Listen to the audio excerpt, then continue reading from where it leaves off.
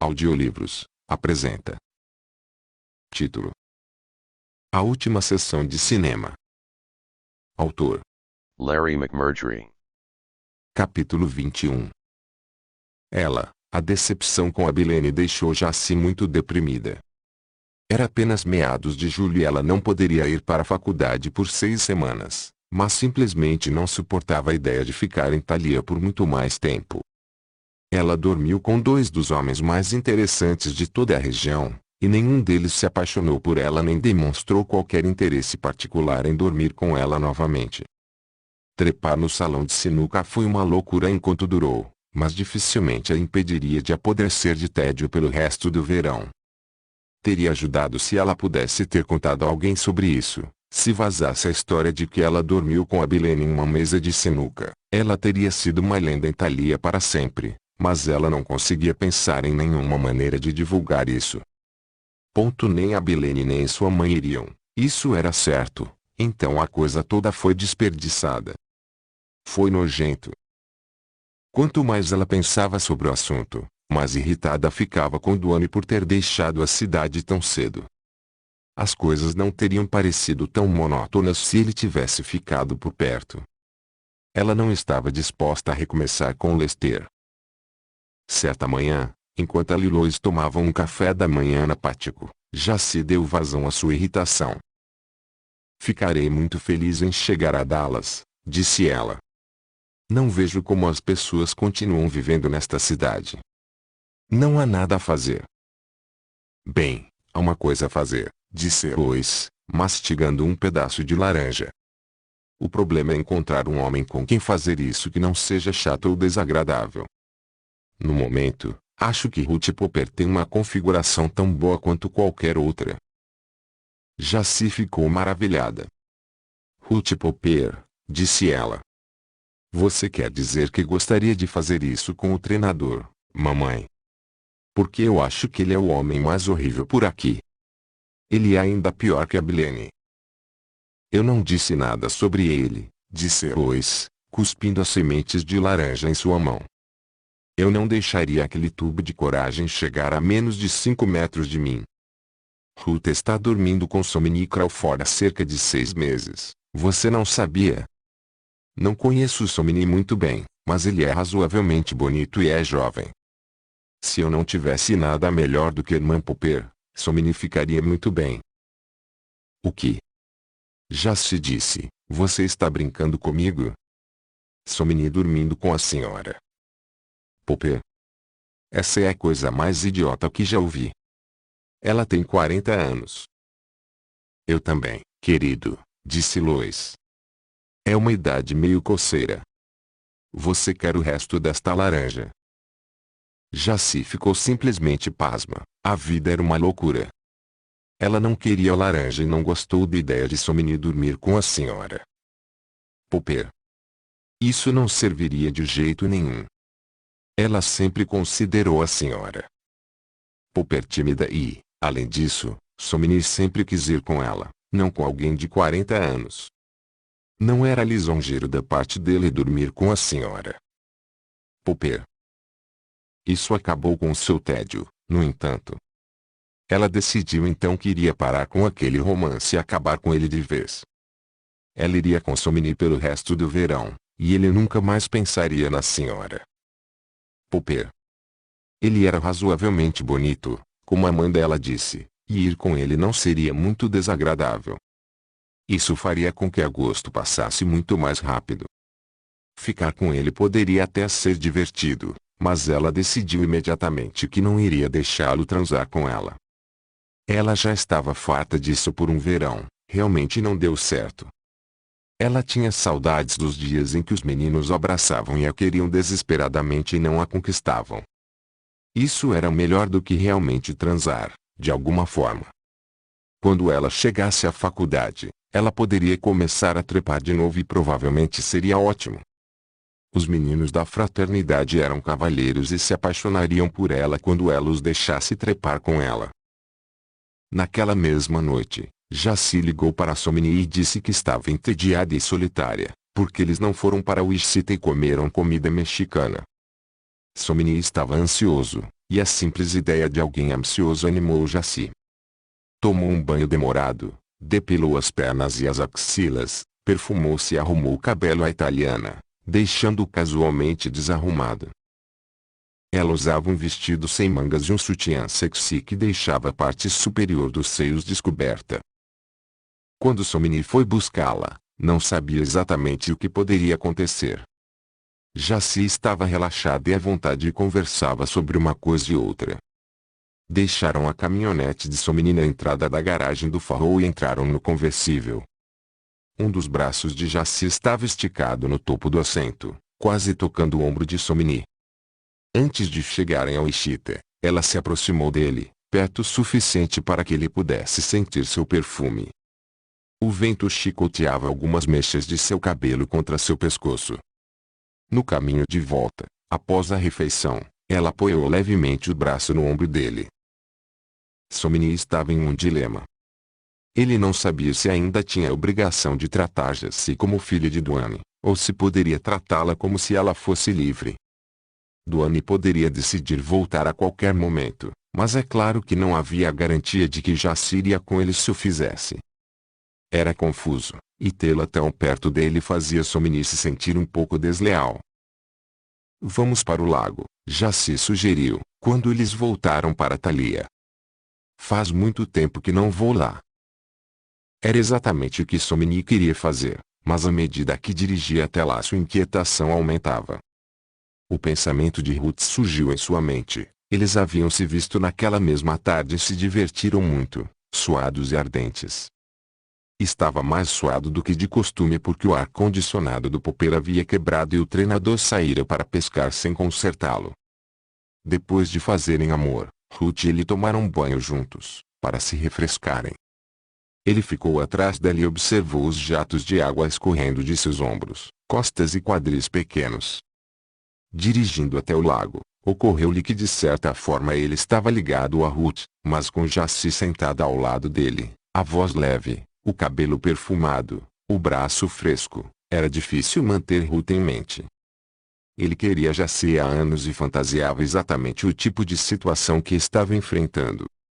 O lago estava muito calmo, mas os grilos cantavam e os sapos touro coachavam alto no canal sul, onde a água era rasa. Por um momento, depois de parar, Somni ficou imóvel.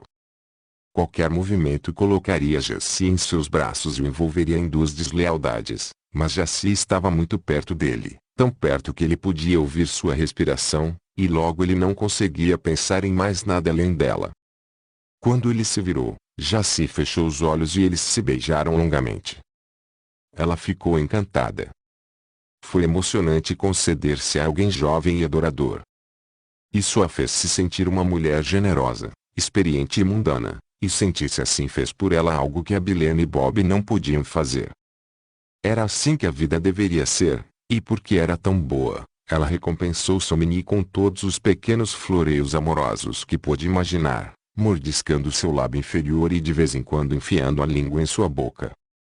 Ela realmente não conseguia acreditar em todas aquelas histórias sobre a senhora Popper. Ele parecia muito hesitante e inexperiente. Ela seria a única a ensiná-lo sobre amor e paixão. Esse pensamento a excitou ainda mais, e quando a mão dele tocou sua garganta nua, ela recostou-se e, com um encolher de ombros desenfreado, desfez a frente do vestido. Ela apoiou a cabeça no encosto do assento e sorriu para ele quando ele tirou seus seios das copas rasas do sutiã. Para Somni parecia um pouco incrível que ele finalmente estivesse segurando aqueles seios mácios em suas mãos. Ele os segurou e acariciou por algum tempo, e não apenas naquela noite, mas quase todas as noites durante as 2 semanas seguintes. Os seios de Jaci eram dele, a boca dela era dele, na verdade quase toda ela era dele. Ela estremeceu, sorriu, beijou seus dedos, mordiscou sua garganta, até deixou que ele tocasse sua calcinha de vez em quando, mas quando ele ficou ousado e começou a querer ir até o fim, ela o desviou com a boca ou com os seios e disse-lhe isso não serviria. Aqui não, ela disse com voz rouca. Estou velho demais para estragar carros. Gosto de camas. Somni ficou surpreso com a linguagem dela, mas encorajado. Ele sugeriu que fossem para o Wichita e conseguissem um quarto de motel, mas Jaci rapidamente pensou em sair dessa. Eu gostaria, mas estou com medo agora, disse ela. Acho que meus pais estão nos observando. Eles sabem que não quero ir para a faculdade e acham que vamos fugir e nos casar. Somini ficou surpreso, mas não totalmente convencido, e Jaci aninhou-se em seu ouvido. Faremos isso quando for seguro, disse ela. Não gosto de ter pressa. Até aquela noite, nunca havia ocorrido a Somini que ele poderia se casar com Jaci, mas a ideia não demorou a tomar conta dele. Ele começou a pensar nisso praticamente o tempo todo. Nada foi dito sobre Ruth. Jaci nunca deixou transparecer que sabia alguma coisa sobre ele e Ruth, e Somini não mencionou isso. Depois do primeiro encontro com Jaci, ele não voltou mais uma vez para a casa de Ruth. Ele não poderia tê-lo enfrentado. Às vezes ele sentia falta dela e muitas vezes sentia falta de fazer amor com ela, mas não voltava. Às vezes, no meio da noite, ele acordava nervoso e envergonhado. Tarde da noite, ele não pôde deixar de encarar o fato de que havia tratado Ruth de maneira vergonhosa e provavelmente a magoara muito. Ele não entendia, mas sabia que Ruth o amava. Não era razoável, mas ela o fez. Ela se colocou à disposição dele e ele abandonou. Não estava certo e isso o fez se sentir péssimo, mas ao mesmo tempo ele sabia que não iria desistir de ficar com Jaci. Ele estava sendo injusta com Ruth, mas o que sentia por Jaci estava além da justiça. Ele tinha a chance de ter algo que sempre quis e não iria desperdiçar a chance. Ele e Ruth logo teriam que desistir de qualquer maneira, disse a si mesmo. Ela era velha. Seu cabelo castanho não estava isento de fios grisalhos. Ver Jaci de perto o fez perceber quantos anos Ruth realmente tinha. As coxas de Ruth eram um pouco finas e, quando ela se sentou, seus seios caíram, não muito, mas um pouco, o suficiente para serem notados. Não fez muita diferença, mas fez. O corpo de Jaci estava mais fresco e mácio, e até cheirava um pouco melhor. Mesmo assim, ele odiava ser a causa do sofrimento de Ruth. A única maneira que ele sabia de lidar com isso era não chegar perto dela, nem dizer nada a ela, nem tentar justificar o que tinha feito. Para Ruth, sua ausência falava muito claramente. Ela soube imediatamente o que isso significava. 3 dias depois que ele parou de vir, uma vizinha dela chamada Fanny Franklin mencionou que tinha visto Somini com Jaci Farrow. É melhor que levem aquela garota para a escola antes que ela se case com um desses arroaceiros, Fanny disse alegremente. Ela sabia tudo sobre Ruth e Somini, embora nunca tivesse mencionado isso, e sentiu muita satisfação em dar essa notícia a Ruth. Durante 1 ou 2 dias, Ruth passou a maior parte do tempo sentada, apática, em frente à televisão, sem chorar, apenas sentada. Ela não se desesperou. Somini sempre quis a garota Farrow, era natural que ele fosse com ela se tivesse oportunidade. Ainda assim, ela achava que ele poderia continuar a visitá-la de vez em quando, mesmo que apenas para sexo. Mesmo que ele apenas fizesse isso, estaria tudo bem. Ela só precisava ficar com ele um pouco, de vez em quando. Quando ele não apareceu por 2 semanas, Ruth foi forçada a concluir que sexo com ela não significava muito para ele, e então ela se desesperou. Ela sabia que ele nunca viria, nunca mais. Se ela o visse, seria na rua, e ele faria o possível para evitá-la. Ela se olhava no espelho com frequência e isso lhe dizia, mais claramente do que nunca, que ela estava velha. Ela odiava ser velha e desprezava Jaci Farrow por ser jovem. Em pouco tempo ela começou a desprezar Somini também. As tardes eram longas, quentes e sem alívio, e ela o teria perdoado num minuto se ele tivesse entrado pela porta. Ela não podia fazer nada durante as tardes por se perguntar se ele viria, e mal conseguia lidar com sua decepção quando ele não comparecia. No começo ela não chorou, mas depois chorou muito e isso só a fez parecer mais velha e mais feia. Todas as mulheres da vizinhança começaram a vir vê-la, simpáticas e presunçosas, mas ela própria quase nunca saía, só ia ao supermercado.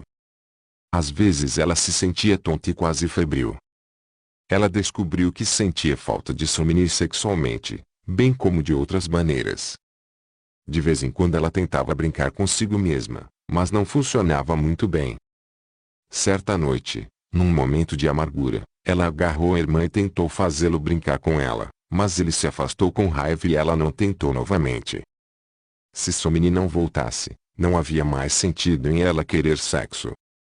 Era uma porta que ela poderia muito bem fechar. O ponto mais baixo veio um dia no supermercado, quando ela esbarrou em Jessie. Ruth estava com um vestido velho, o cabelo estava seco e ela não se preocupou em se maquiar. Jessie estava de short justo nas coxas. Suas pernas nuas estavam bronzeadas e seus cabelos brilhavam. Eles se cruzaram na frente do porco com feijão. Jessie usava óculos escuros, mas os tirou quando conheceu Ruth. "Olá, senhora Popper", disse ela, sorrindo de alegria. "Faz muito tempo que não vejo você. Achei que você devia ter saído da cidade no verão." Quando Ruth chegou em casa, ela começou a tremer. Ela carregou a colcha azul pelo quintal quente e colocou-a na lata de lixo. Ela não conseguia pensar em nenhuma razão para alguém desejá-la, querer conhecê-la ou tocá-la, e ela não esperava tocar ou fazer amor com alguém de quem gostasse enquanto vivesse. Era uma sensação terrível saber que ela nunca mais tocaria em ninguém. Ela ficou deitada na cama a tarde toda, olhando fixamente para o papel de parede desejando que houvesse alguma maneira simples de morrer. Ela tentou se lembrar de quando era jovem, tentou se lembrar de uma época em sua vida em que fora tão atraente quanto Jessie, mas não conseguia pensar em nenhuma. Parecia-lhe que sempre fora velha. Não havia nenhum alívio em culpar Somni, por que culpá-lo? Jessie era exatamente o tipo de garota por quem os meninos deveriam se apaixonar. Ela mesma era apenas a esposa do treinador de futebol.